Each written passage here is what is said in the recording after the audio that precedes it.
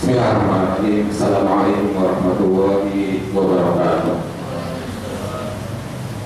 Alhamdulillah nahmaduhu wa nasta'inuhu wa nastaghfiruh wa na'udzu billahi min shururi anfusina wa min sayyiati a'malina may yahdihillahu fala mudilla lahu wa may yudlilhu fala hadiya lahu. Asyhadu an la ilaha illallah wahdahu la syarika lahu wa asyhadu anna Muhammadan abduhu wa rasuluh. Amma ba'du.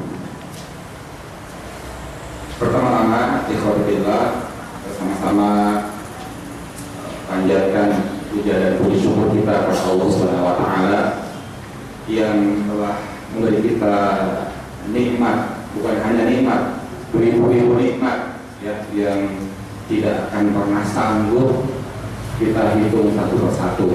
Dan nikmat yang terbesar yang bisa kita rasakan pada pagi hari ini adalah nikmat keluar dan juga kesehatan, hingga kita bisa menyempatkan diri untuk datang ke masjid ini. Mudah-mudahan apa yang kita niatkan sejak dari rumah tadi dicatat oleh Allah Subhanahu wa taala sebagai tabungan kita nanti di hari kiamat. Amin ya rabbal alamin. Yang kedua, salam dan salam mudah-mudahan biasa tercurahkan pada panutan kita, teladan kita Muhammad SAW beserta para sahabat, tabi'in, tabi'in dan juga para pengikutnya nanti sampai hari kiamat. Ikhwatillah yang dirahmati Allah, di pagi yang siang, di pagi menjelang siang yang panas ini kira-kira berapa ya derajat panasnya? 33 ya kalau di Karawang itu.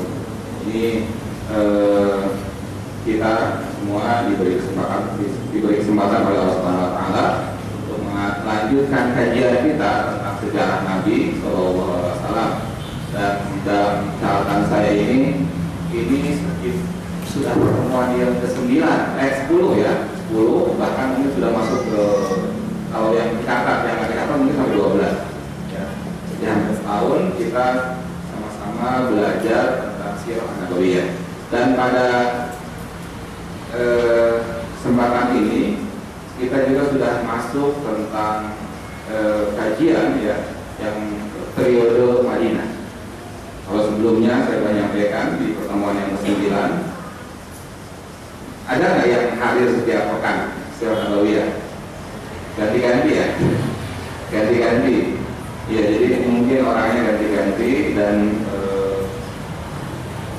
temanya juga tidak semua bisa ngikutin ya, mungkin karena kesibukan ya. Jadi di pertemuan ke-9 itu saya sedang menceritakan bagaimana Rasulullah SAW setelah hijrah itu, yaitu yang beliau pertama kali lakukan adalah membangun masjid, kemudian mempersaudarakan antara Ansor ya dan Muhajirin dan para Muhajirin.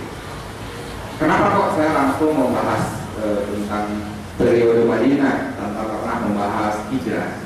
Karena di kajian sikap ini bagi mereka yang teman-teman yang selalu ikuti itu sudah berkali-kali ya, berkali-kali kita bahas tentang hijrah dan berbagai aspeknya kita bahas. Jadi bahkan sejak di mana dulu kajian itu di Masjid Al-Irsyad dulu di Kertabumi itu sudah saya membahas tentang hijrah. Jadi saya lewati langsung pembahasannya ke periode Madinah ya, pasca hijrah periode Madinah.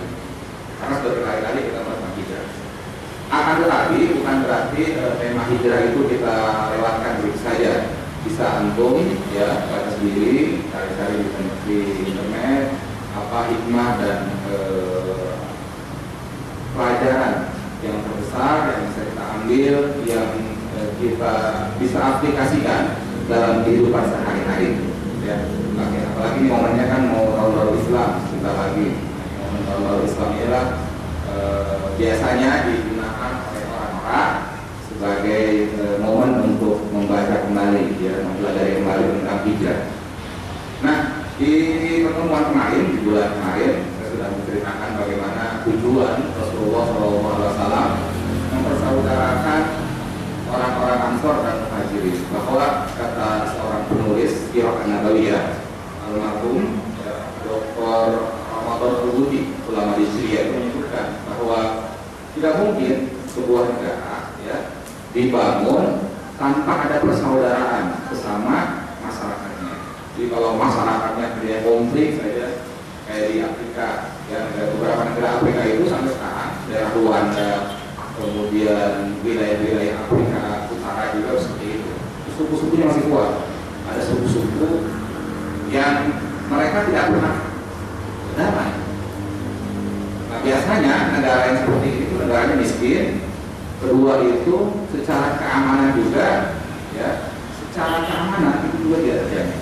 Hingga susah sekali negara ini berkembang. Ya, jangankan untuk maju, berkembangnya susah. Oleh karena itulah kata penulis sejarawan Sirona Balia tadi, ya, Dr. Robert Al-Budi itu menyebutkan itu tidak mungkin, ya, sebuah masyarakat yang dibangun tanpa masyarakatnya itu saling mencintai, saling menghormati, ya, sesama masyarakatnya sendiri. Tidak mungkin. Biasanya itu nggak akan maju. Ya. Negaranya ada, mungkin ada nama negaranya, tetapi itu tidak akan pernah menjadi negara besar, bahkan tidak akan pernah sampai pada namanya kemajuan peradaban, nggak akan maju. Makanya Islam itu dulu awal-awal pendirian negaranya Rasulullah itu yang pertama dilakukan adalah mempersaudarakan. Ketika masyarakatnya saling mencintai, saling menghormati, saling menyayangi, itu akan mudah sekali ya untuk membangun dasar-dasar dan prinsip-prinsip negara. Ini yang perlu kita cermati dalam kenapa Rasulullah SAW mempersaudarakan. Jadi bukan sekedar mempersaudarakan, tujuan itu lebih jauh lagi. Bagaimana nanti tercipta sebuah masyarakat yang betul-betul kuat, saling menyayangi, kuat, hingga negara Islam itu cepat berdiri. Dulu ya, ketika awal-awal Rasulullah mendirikan negara Madinah itu, hadis yang populer itu apa? Yang tahu nggak? Hadis yang populer, ya. Hadis yang populer itu ketika awal-awal Rasulullah mendirikan negara Madinah, itu ada hadis yang sangat populer sekali. Cuma mungkin kita sering dengar hadisnya, cuma nggak tahu asbabul wurudnya kenapa, sebab-sebab dulu diucapkannya kenapa Rasulullah sendiri. Nah, beberapa ulama hadis meriwayatkan bahwa hadis yang populer saat itu Rasulullah itu sering menyampaikan kepada para sahabat baik Ansor dan Muhajirin untuk, ya, apa kata Rasulullah, ya ayuhan nas afsus salam, wahai manusia sekalian, afsus salam, tebarkanlah salam, tebarkan salam, ya. Jadi Rasulullah menganjurkan kepada para sahabat dan di tabi'in itu, para sahabat ya, Ansor dan Muhajirin, untuk saling mengucapkan salam di antara mereka. Coba kalau kita, ya, bertemu orang ataupun main ke rumah orang, assalamualaikum, itu ada tenang, tenang itu ada. Ini orang mengucapkan salam baik-baik. Kesopanannya ada, kesopanannya ada. Ya. Tapi begitu main di rumah kita, langsung masuk aja kita kalau udah masalah. Bagaimana perasaan kita kalau orang masuk wilayah yang tidak punya etika, yang tidak punya adat? Tapi ini yang dianjurkan Rasulullah itu adalah afsus salam, menyebarkan salam. Karena dalam salam itu ada doa, ya, assalamualaikum, salam sejahtera untuk kamu. Masa kita nggak mendoakan? Oleh karena itulah hukum salam itu, mengucapkan salam itu sunnah. Menjawabnya wajib, menjawabnya wajib, ya, menjawabnya wajib. Didoakan. Ini yang dilakukan oleh Rasulullah kepada para Ansor, ya, sahabat Ansor tabi'in, untuk banyak mengucapkan salam. Di negara kita dulu tahun-tahun 90-an belum berkembang budaya salam, ya kan? Kalau sekarang kan biasa orang assalamualaikum. Dulu kan nggak ada, sampai dengar coba di sinetron di TV itu, ya, kalau ini jarang kita. Tapi sekarang biasa mengucapkan salam. Ini ada kemajuan, ya, tentang tingkat keislaman di negara. Terus saya perhatikan betul, jarang. Sekarang udah biasa orang. Bahkan kalau mengucapkan salam itu aneh kan, apa langsung ngomong apa gitu, aneh. Tapi kalau mengucapkan salam dulu itu menjadi sesuatu yang menarik. Nah, di negara-negara luar bahkan ada yang lebih lagi, naik angkot itu mengucapkan salam, belum ada keren. Di Mesir itu biasa orang naik angkot mengucapkan salam. Kaget naik angkot, naik bus umum, naik kereta, masuk itu. Orang ini assalamualaikum. kaget kita kan mau dulu. Ada orang menjalankan salam gitu kan masuk kereta, masuk kantor gitu. Tapi orang kereta budaya menjawab Waalaikumsalam. Ya. Jadi apa ya, perasaan tenang itu ada. Ketika kita mendengar orang menjalankan salam itu, perasaan kita ada. Oh nggak, macam lah dari kita gitu kan. Begitu juga dulu saya waktu di Kairo kuliah itu pernah ya jalan malam-malam karena ada acara waktu itu, mau pulang kontrakan itu jam 2 malam, mau kontrakan jam 2 malam lewat gang-gang kecil gitu. Nah di sebuah gang itu ada anak muda Arab, ada 7 orang, sekitar 7 atau 5 saya lupa waktu itu. Saya jalan malam-malam kan aneh, kok ada orang asing jalan sendirian malam-malam. Mereka semua melihat saya ya dengan mata yang tajam gitu. Jadi saya dari jauh dulu lihat, wah ini sebenarnya kalau saya dikerjain orang ini cuma sendirian, mudah-mudahan tidak ada yang apa. Saya pikir ya biasanya orang Mesir itu kalau ada yang mengucapkan salam, biasanya mereka percaya suasana sangat tegang. Begitu dekat saya ada salam, assalamualaikum. Langsung jawab semua, waalaikumsalam katanya. Karena dia bilang, nah salah satu dari mereka itu ngomong, karena kamu ucapkan salam, udah urusan kita selesai. Gitu aja. Jadi nggak ada lagi mereka niat-niat jahat. Padahal dari segi pakaian ya, tampangnya itu dia anak nakal, ini anak nakal kayaknya, anak nakal. Kemudian mungkin juga preman-preman, ya orang Arab yang mereka nongkrong jam 2 malam masalahnya. Coba ini kan, itu udah salah, mereka udah nggak ada urusan lagi dari mereka. Silakan. Premannya begitu ya. Apalagi orang baik-baik. Nah itu salah satu salam. Nah, makanya ketika Rasulullah kemudian gitu, di moto ataupun yang disampaikan oleh Rasulullah itu adalah bagaimana banyak mengucapkan salam. Kedua, Rasulullah wa'atim ta'am dan berilah makan, memberi makan. Ini konsep sosialnya luas sekali ini ya. Kita sering memberikan makan kepada orang lain ini ya, mentraktir orang.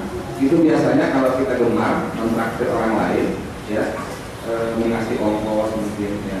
Itu biasanya orang-orang seperti ini akan dicintai orang lain. Betul nggak? Kalau kita baik teman-teman ya, kalau kita punya uang, punya rezeki lebih, kita berusaha, kita makan bareng itu dan saya itu rasa cintanya itu akan tuh, rasa hormat pada kita pun juga akan tuh. Karena ya kata seorang sosiolog di Perancis itu, Gustave Le Bon namanya, jadi karakter semua manusia itu sama katanya. Semua manusia itu suka sama tipikal 2 orang. Pertama itu orang yang berilmu, kedua itu orang yang bermalas. Ya, semua orang suka gitu. Kita juga sama ngakuin dalam hati kita suka orang yang berilmu, yang cerdas, punya ilmu. Kedua itu suka pada orang yang bermalas. Makanya ketika di Madinah itu Rasulullah menganjurkan kepada para sahabat yang memang punya kelebihan uang untuk banyak memberikan makan, banyak bersedekah, banyak berinfak kepada orang-orang muhajirin. Karena memang kenapa orang-orang muhajirin itu yang datang ke Madinah itu nggak punya pakaian. Ya, pakaian itu mereka hijrah itu hanya membawa pakaian yang ada di badan, tidak bawa harta, tidak bawa uang. Ya, betul-betul memang tidak punya apa yang mereka simpan. Betul-betul pergi gitu saja, mati hijrah itu. Hingga kalau kita banyak baca ya di Sirah Nabawiyah itu, betul-betul nekat gitu bahasa kita. Banyak di antara umat Islam ya, kaum muhajirin itu yang hijrah dari Mekah ke Madinah itu betul-betul tidak membawa bekal. Mereka betul-betul hanya apa, mengharapkan pertolongan dari Allah dan Rasulnya saja. Pergi ya dari Madinah. Maka Rasulullah ketika melihat seperti itu, dia menganjurkan buat ini semua, berilah makan pada mereka yang membutuhkan. Jadi dalam proses sosial itu orang-orang yang bermawas itu bisa disukai orang. Ya. Meskipun mungkin anaknya nakal. Kalau kita punya teman ya, temennya orangnya agak nakal, Islam gitu. Tapi dia dermawan gitu. Kamu beri suka jajan apa? Walaupun agak nakal, biasanya orang suka. Dulu ya, saya punya teman gitu ke SMA, orangnya agak Islam, tapi semua orang itu, semua teman itu baik dan luar biasa. itulah fitrah manusia itu suka sama orang yang dermawan dan yang ketiga Rasulullah wasilul arham, dan perbanyaklah ataupun dan jalinlah tali silaturahim. Ya, ini banyak sekali hadis-hadis yang membahas tentang silaturahim ini. Man aroda ayat salahu fi rizqihi, ya, siapa orangnya atau yang mau diluaskan rezekinya, ya, kemudian dimudahkan juga urusannya, wa salahu fi atharihi fa yasirrahim, hendaklah dia banyak-banyak bersilaturahim, ya. Silaturahim mungkin ini budaya kita yang harus kita lestarikan. Karena orang-orang kita itu, negara kita ya, orang Indonesia itu mudah sekali bergaul, maka dengan banyak bersilaturahim, mudah-mudahan rezeki kita pun satu tambah. Bagi mereka, ya, teman-teman yang suka jualan, misalnya berdagang, berbisnis kecilan, kalau kita tanpa suka silaturahim, kira-kira ada yang tahu nggak kita jualan? Nggak tahu kan? Kita sering bersilaturahim berteman, saudara, sambil mereka menawarkan, oh, kita jualan ini, kita punya ini, kita tahu akhirnya. Dan di antara mereka itu mungkin ada yang bertanya apa yang kita jual, apa yang kita perdagangkan. Ini banyak sekali ya hikmah-hikmah yang diambil dari silaturahim. Dan yang terakhir, Rasulullah wasallu billaili wan nasuniya. Ini ya, yang keempat, Rasulullah itu menganjurkan wasallu billaili wan nasuniya. Dan sholatlah di waktu malam, sementara manusia yang lain itu sedang tidur. Artinya ini mengajarkan kepada kita semua bahwa ibadah yang paling agung itu ya inilah ibadah ketika orang lain tidur, enak-enak itu kita bangun bermunajat kepada Allah Subhanahu wa taala. Nah, para ulama menyebutkan sholat malam atau sholat tahajud itu merupakan sholat yang kedudukannya itu agung, ya. Sholat yang kedudukannya itu disebutkan dalam surat Al-Isra itu apa? Fatahajjat bihi nafilatan laka asa ayat asallahu maqamam mahmudah. Mudah-mudahan Allah ya dengan kita melaksanakan sholat tahajud itu Allah mengangkat derajat kamu, derajat kalian. Kalau sholat tahajud itu memang memiliki kedudukan yang luar biasa. Karena itulah ya, dengan sholat tahajud orang bisa merenung ya tentang dirinya, bisa merenung untuk apa dia diciptakan, bisa merenung juga untuk merencanakan apa yang terbaik buat hidup. Di samping hadis ini ya, dan di akhir hadis tadi Rasulullah menyampaikan hadkhul jannah bisalam. Nanti insya Allah Rasulullah kamu akan masuk surga dengan selamat. Jadi ya, mohon membarakah. Jadi kalau kita lihat kan konsep muamalah sosial, ya itu menyebarkan salam, ya banyak memberi dermawan, kemudian juga menjalin saling silaturahim, dan terakhir sholat tahajud. Itu aja. Nanti kata Rasulullah, "Adkhulul jannata bisalam." Nanti kamu akan masuk surga dengan selamat.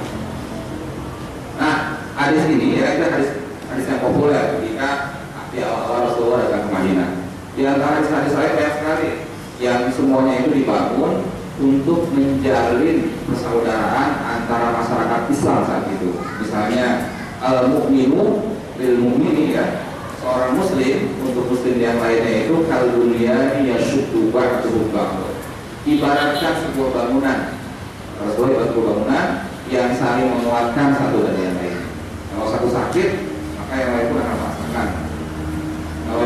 Kalau yang satu orang tertimpa musibah, maka yang lain pun merasakan bagaimana susahnya ataupun gak enaknya menerima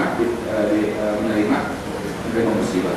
Itu yang dilakukan oleh Rasulullah. Itu banyak hadis-hadis yang